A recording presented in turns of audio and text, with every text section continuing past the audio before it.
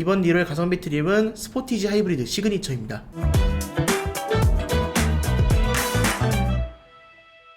네, 안녕하세요. 모카 김한유입니다. 네, 안녕하세요. 모카 샤스파입니다. 요즘 좋은 소식이 들리더라고요. 네, 좋은 소식이 들리고 있죠. 이제 드디어 기다리던 제 첫 차를 계약했습니다. 아니, 지난번 그랜저는 그랜저는 이제 저희 아빠한테 드린 차기 때문에 사실 제 첫 차라고 볼 수 없고요. 그자. 네, 원래 EV6 GT를 계약을 했었는데 네. 아직까지 소식이 없는 걸 듣고 그냥 EV6 GT는 취소를 한 상태고요. 아반떼는 사보면 어떨까 아반떼 N을 주문했어요. 라는 생각이 들어서 샀습니다. 아반떼. 계약했어요. 네. 차는 나왔어요? 차가 5개월 있다 나올 거라 그래요.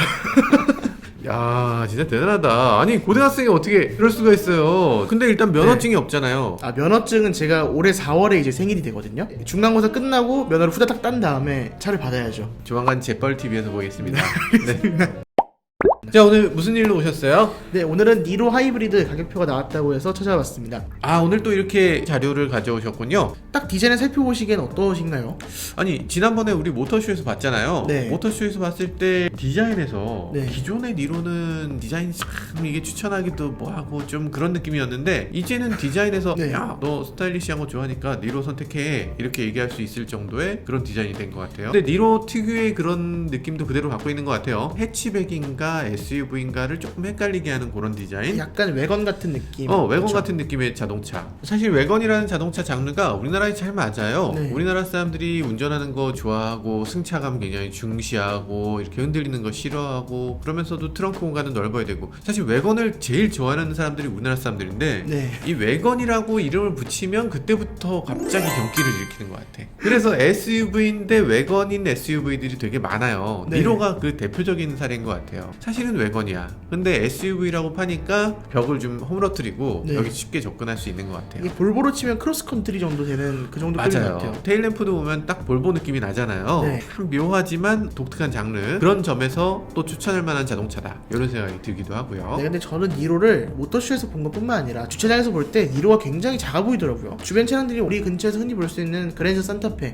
이런 차량이었는데 니로가 그렇게 폭이 좁고 높이가 낮은지 그때 처음 알았습니다. 니로 좀 작아요. 네. 니로 작은데 요번 니로가 좀 더 작아졌죠. 높이가. 네. 루프가 좀 낮아지면서 조금 더 상대적으로 디자인이 좀 왜소해 보이는. 확실히 작은 차예요. 어쨌든 그리고 측면은 기존 니로의 그 느낌이 꽤 많이 나고 근데 후면을 보면 요 손잡이나 이런 것들이 되게 옛날 차 같은 느낌이 들거든요. 이게 옛날 차들은 다 이렇게 별물로 있었어요. 뭐 카렌스니 뭐 이런 차들 보면 다 별물로 그쵸. 있었는데 요즘은 이렇게 별물로 있는 차가 거의 없어요. 한 민자로 탑실을 딱 돼 있죠.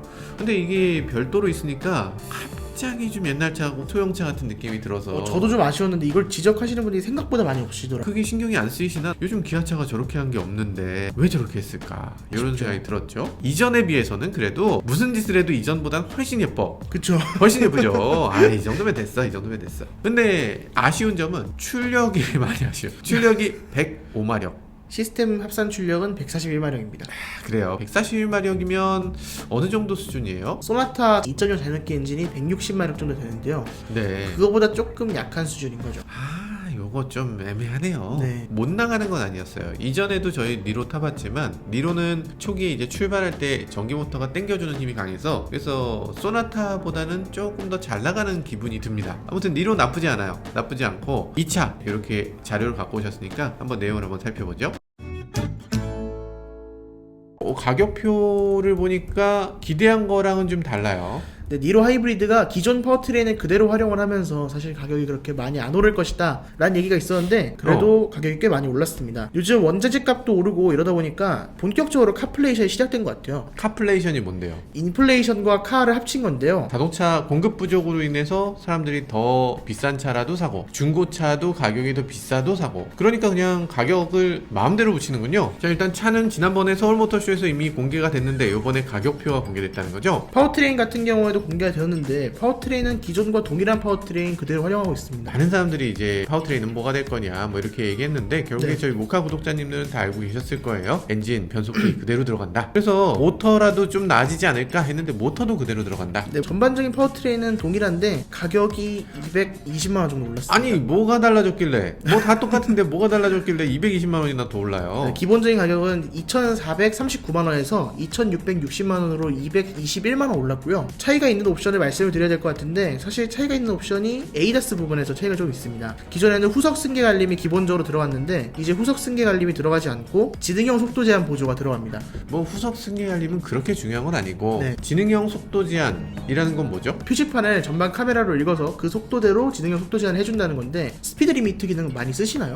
저는 전혀 안 씁니다. 아, 역시 리미트가 없으시. 스피드 리미트를 켜고 다니시는 분들한테만 유용한 장치일 것 같아서 사실 뭐 크게 도움이 되지 않는 장치이긴 한데 어쨌든 넣어주긴 넣어줬습니다. 근데 기본 사양에 보면 전방 충돌 방지 보조 있고, 네. 차로 이탈 방지 보조 있고, 주의 경고, 하이빔 보조, 차로 유지 보조, 지능형 속도 제한 보조 있는데, 요게 그럼 전에도 기본이었던 거예요? 원래도 기본이었어요. 아, 니론 진짜 기본 옵션이 해자였군요. 네, 가성비의 니로였는데 지금은 조금 가성비의 니로에서 벗어난 것 같아요.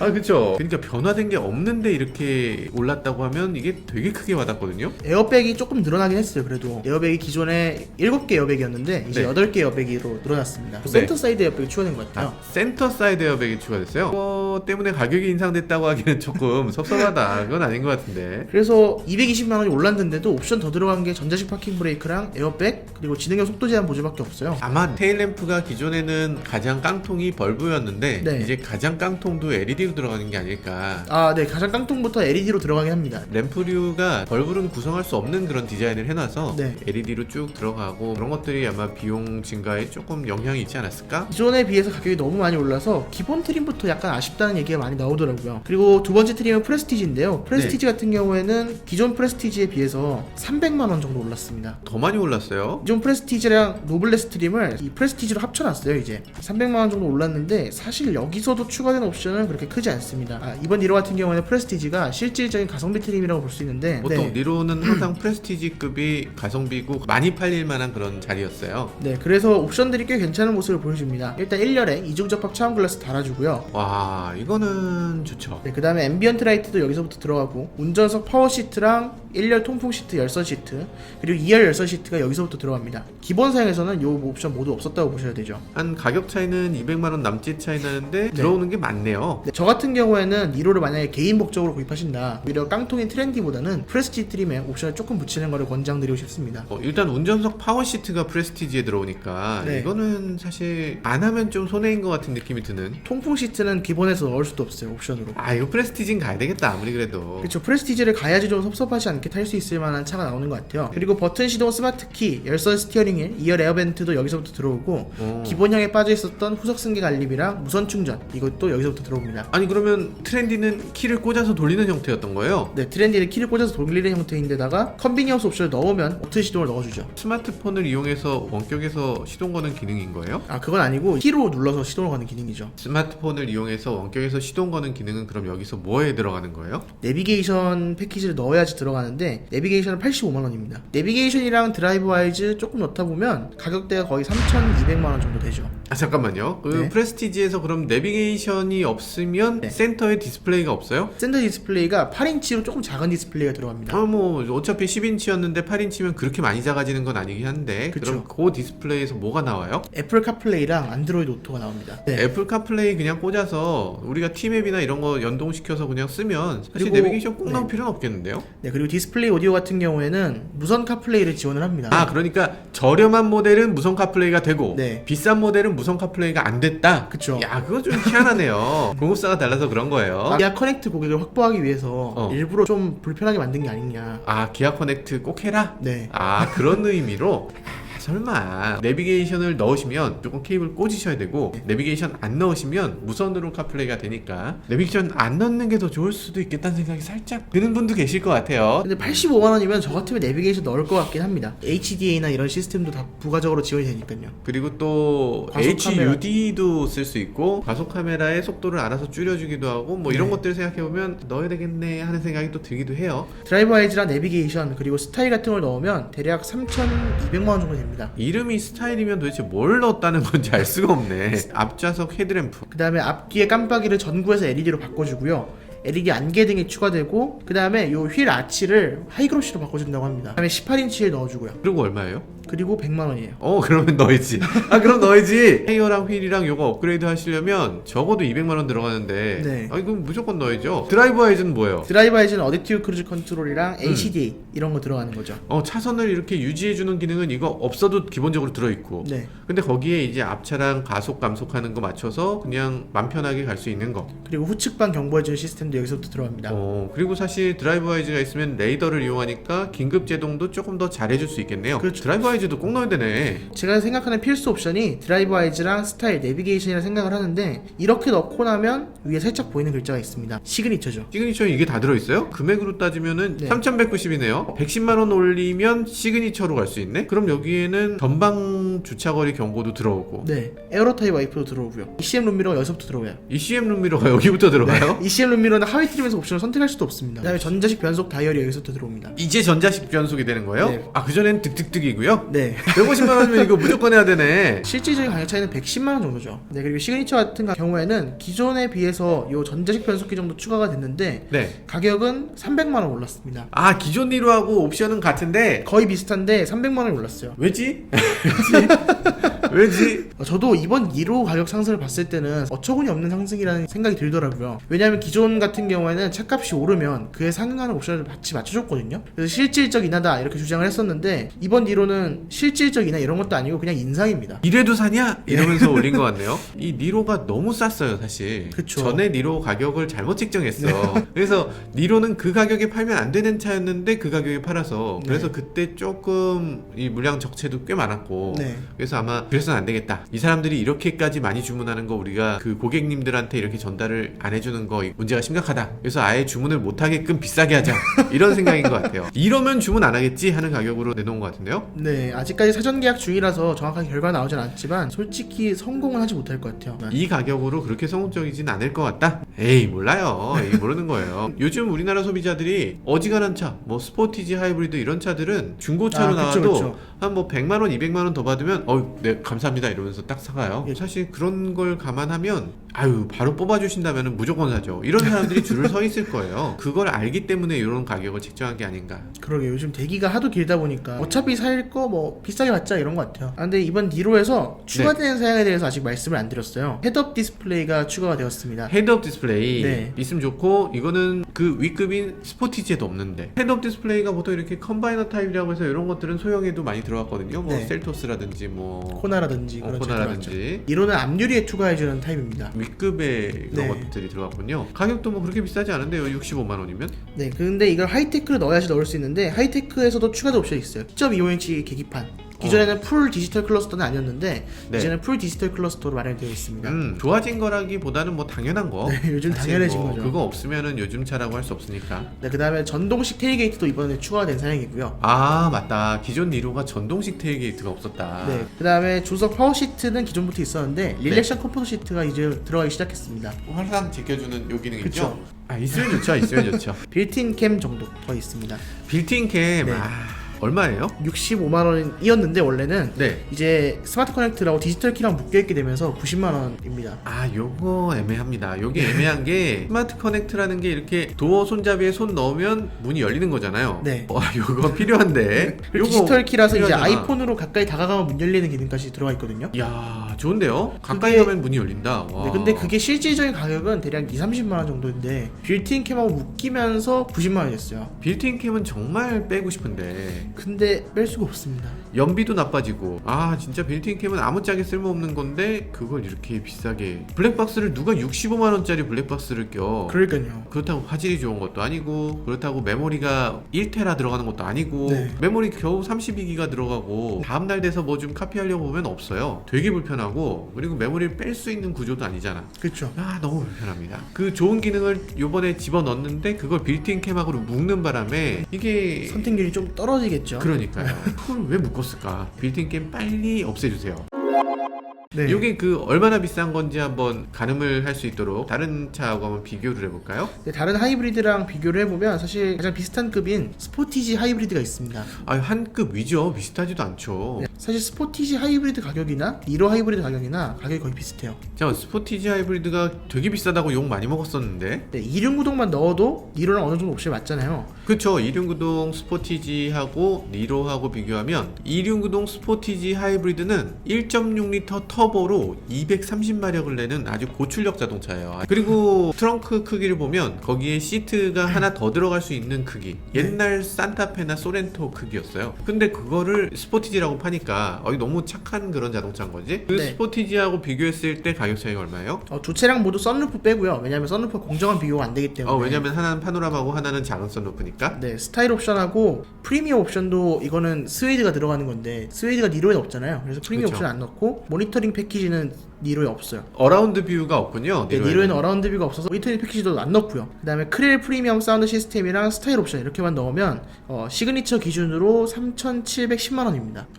3,710만원? 네. 잠깐 가격이 비슷해지는데? 그리고 니로 풀옵션 같은 경우에는 3,306만원에서 시그니처가 여기서 이제 옵션을 넣어야 되는데 옵션이 스마트 커넥트 사망카돈 넣어야 되고 네. 하이테크 넣어야 되고 네. HUD는 빼야 되겠네요. HDUD 빼야죠. 안 저쪽에 맞으니까. 없으니까 네. 컴포트 넣어야 되고요. 썬루프는 빼야 되고. 그러면 개별 소비세가 3.5%일 때 기준으로 하면 3,606만원입니다. 아까 그리고 얼마나 스포티지 그랬어? 하이브리드 같은 경우에는 개별 소비세 3.5% 기준으로 했을 때 3,710만원이죠. 아니 가격 차이는 104만원 차이에요? 104만원 차이에 엔진도 훨씬 더 뛰어나고 크기도 훨씬 네. 더 크고. 아니 이게 그러면은 니로를 왜 사죠? 제가 말씀드리는 게 그거예요.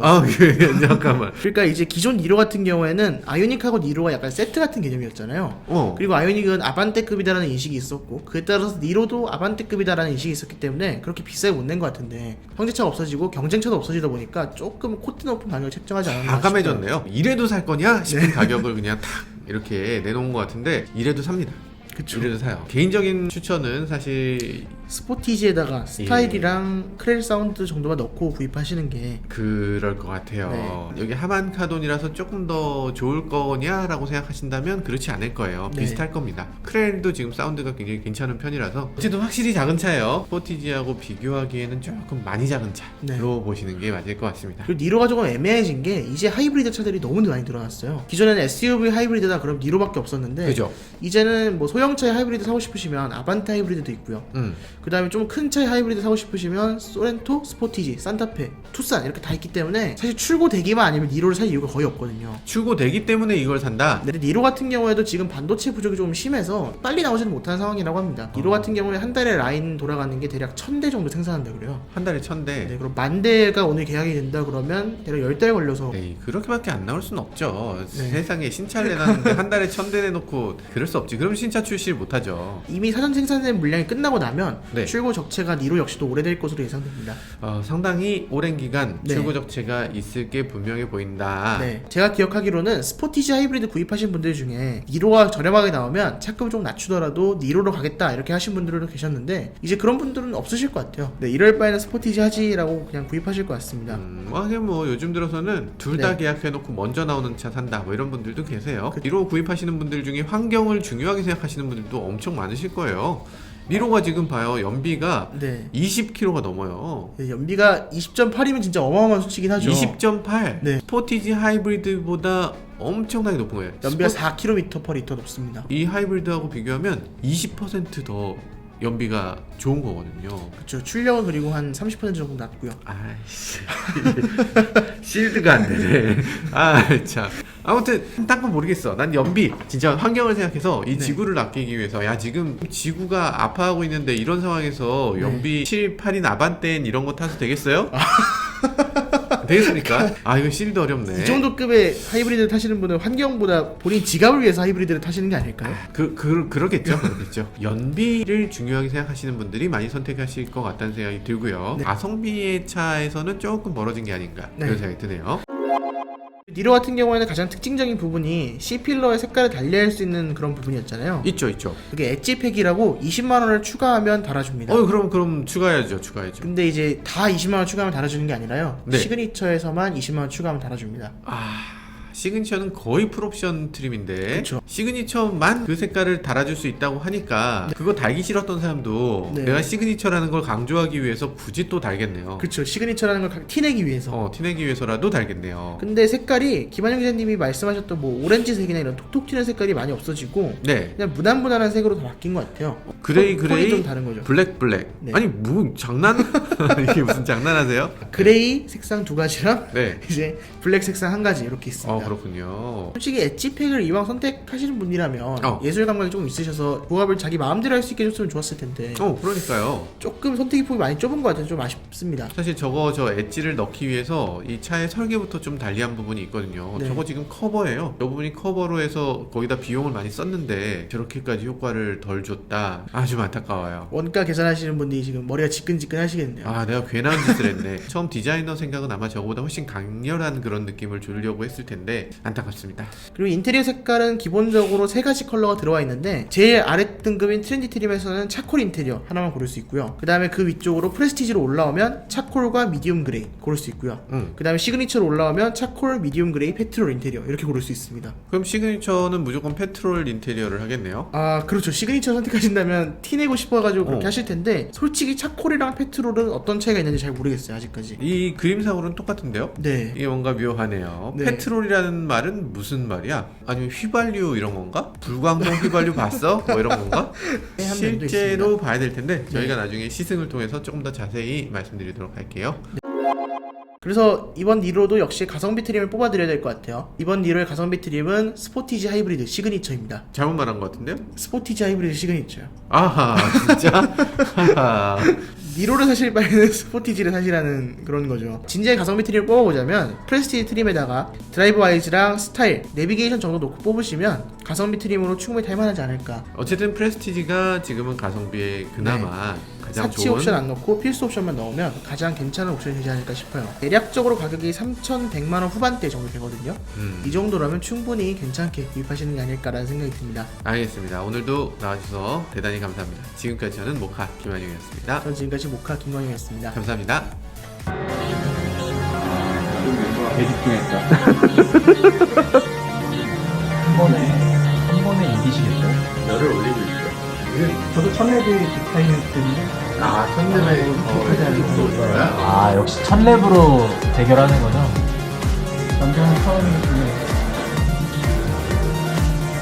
어후. 실제로 똑같이 하네?